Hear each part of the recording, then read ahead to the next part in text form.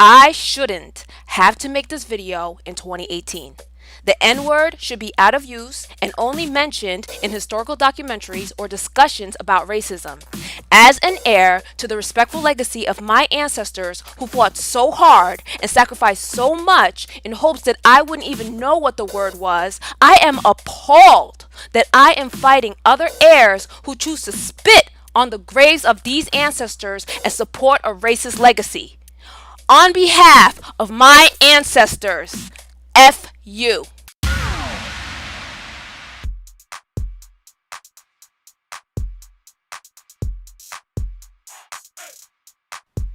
I got better things to call myself than a racial slur. I got better things to call myself than a racial slur. I got better things to call myself than a racial slur. Respect my ancestors and don't let that line blur. Switch the beat, switch the beat, switch the beat. Let's go. Call me brother, Call me sister, call me ma'am, call me mister. you can call me a tenderoni. You can even call me homie. You can call me home. You can call me on the phone. But if you call me the N word, then you'll hear the dial tone. You can endear me with other words than a racial slur. You can endear me with other words than a racial slur. You can endear me with other words than a racial slur. Respect my ancestors and don't let that line blur. Change the beat. I am not doing this video on some ideological basis without first-hand experience. I'm also not knocking anyone who does make a video like this on some ideological basis because that person would have his head in the right place. I will list times that I can remember having either been called the N-word or heard the N-word from a person of European American ancestry. I will use the terms European American or of European ancestry to refer to white people. I want to make it clear that I don't believe that everyone who is of European ancestry is racist or have racist tendencies. I believe that racists are a few people who have held on tight to a time when society was at its lowest and accepted their narrow-minded and inhumane way of life. Those days are gone and hopefully won't return. I also acknowledge that some people of European ancestry also helped to fight against racism and help society progress. With that said, the first time I heard the N-word used in person was during high school when my friends and I were walking to school. The sidewalks hadn't been plowed yet after a snowstorm, so we had to walk in the street near the curb. A caravan was driving very close to the curb, making it hard for us to pass. One of the girls walking with us tried to be funny and said, "Funk that, G." She was referring to a song called Funk That was a hit a while ago and wasn't really trying to curse. The guy in the passenger seat rolled down the window and said, "There's a sidewalk, N-word." He said the whole word, not N-word. We were shocked and didn't know what to say. The car drove off and we were all standing there with our mouths open. We talked about it, not really knowing how to react. When we got to school, I talked about the incident with a teacher who was of European ancestry, and she was really mad. She wanted to know if we got his license plate. She went off on a tirade and said that anytime anyone uses that word, get their license plate number and report them. That's when I knew that the word was completely unacceptable in any ethnicity. The word didn't exist in my culture at the time, so no one in my family knew anything about it or its history. Some rappers had started to bring the word back to life, but there were protests. It seemed like the word had been out of use but was now rearing its ugly head. At that time, society pushed back against the use of the N-word, and the rappers who used it were censored. The word was beeped out, so I didn't hear it in most radio versions of rap songs. The only way I knew if it was used was when someone told me. But the word meant nothing to me. I didn't know its history or understood the hurt and pain it had caused. At that time, rap was still lighthearted and not as ignorant, so as a kid, I figured if the rappers were using the N-word, it couldn't be that bad. However, I knew it was a bad word and never used it. The next time I almost heard that word from a person of European ancestry was after I graduated high school and some jerk was complaining that an African American female had been rude to him at work. I was sympathetic to his ordeal, but then he said something along the lines of, "You know how to get back at a black person, right?" And I looked confused. Then he said, "You call them the N word." I don't remember him actually using the N word, but referring to it. I told him that he would get in trouble if he used it, and he replied that he wanted to, but didn't. What he was saying didn't really hit me until I thought about it later and got upset. I talked about it to an adult European American female, and she was appalled and apologetic. She wondered why he felt comfortable saying that to me when I could be offended by that word.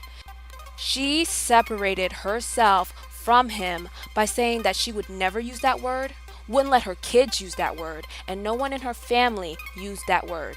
She recommended that if he said something like that again, I should report him. I confronted him about it the next time I saw him. I said that I understood the African American female was rude, but her skin color had nothing to do with it. I could be offended by that word and didn't want him referring to it around me. He apologized and there was no tension between him and I. Later on, he made some homophobic comments about a gay manager, so I think he was just an ignorant person. Let's make it clear that I come from the squeaky clean suburbs and these incidents were rare, so don't get the wrong impression. Most of the people of European ancestry that I knew were more like the ones who were appalled by the use of or reference to the N word and encouraged me to speak up about any incidents that involved its usage. My hometown was a decent and respectful environment. The next few incidents with the N word happened when I moved away to go to college. Someone wrote the N word on the dorm door of African American roommates who were living in a dormitory that was known to house mainly European Americans. It was my first time away from home and in an incredibly segregated environment where students weren't afraid to hang the Confederate flag on their dorm room windows for everyone to see. There was racial tension, but strangely, I got along with the European American students. When talking about the dorm door incident, a European American female said that it wasn't a big deal and insinuated that the two students should have expected that from the dorm hall because of its reputation of being only farm raised friendly. She also said that a family member usually joked around by saying to her, "N word, get your noose." She said this in front of me and an African American male. She actually said the N word and thought it was the funniest thing. When no one laughed with her, she annoyingly repeated that it was a joke and they weren't really like that. I never had issues with her, but I didn't tolerate her ignorance either. After that incident, she knew she shouldn't say things like that in front of me again. Before going off to college, if you had asked me if there was racism in America, I would have laughed at you and said, no, of course not. Despite those two incidents, which I had forgotten, and because there was such a strong opposing response to counter the negative impact of those incidents, I didn't believe that racism was an issue in America. After college, I thought differently. There was little to no opposing response. There was a soft resistance, sort of like a slap on the hand for racist incidents. There was also a tolerance, avoidance, or conflicted resistance from minorities against racist behavior.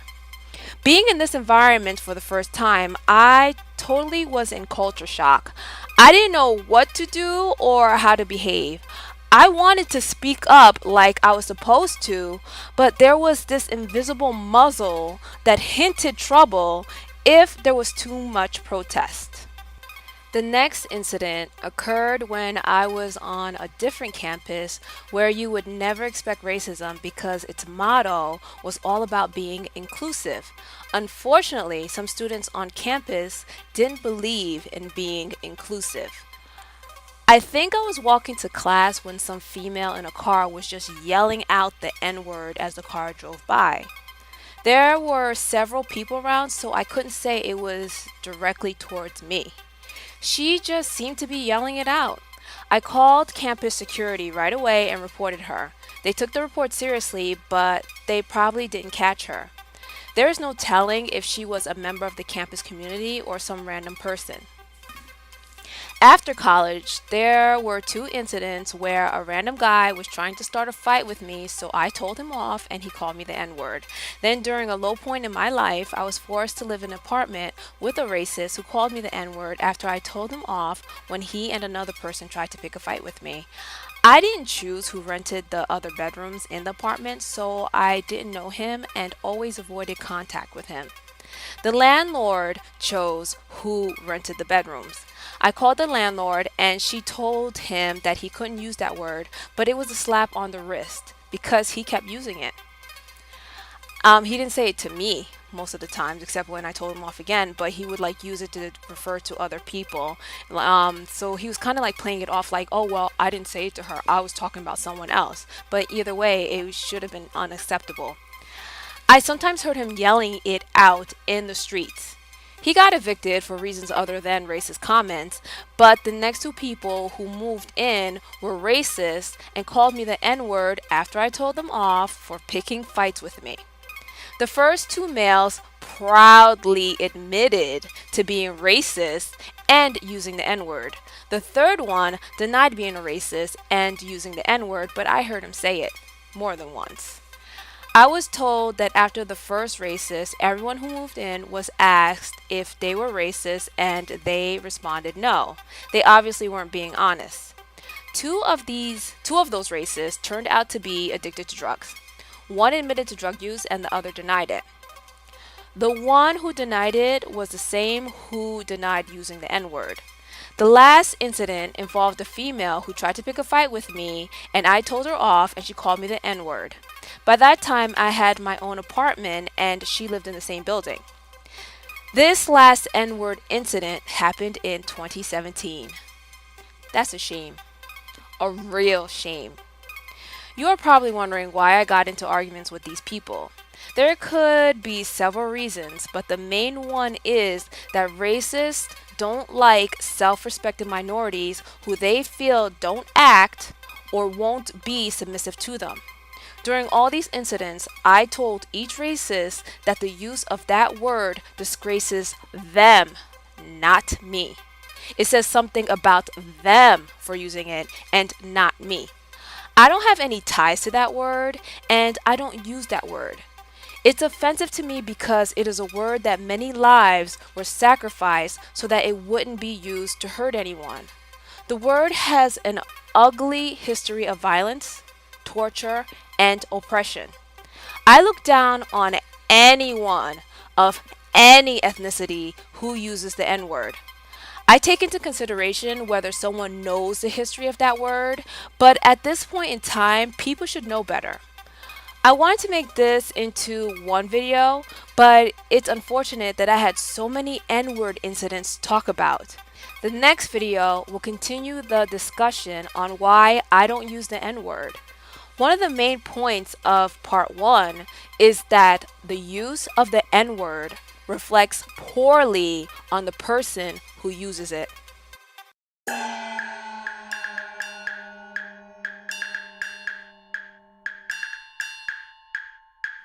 Don't need to use the N word and I speak English properly. Don't need to sell drugs to get RESPECT.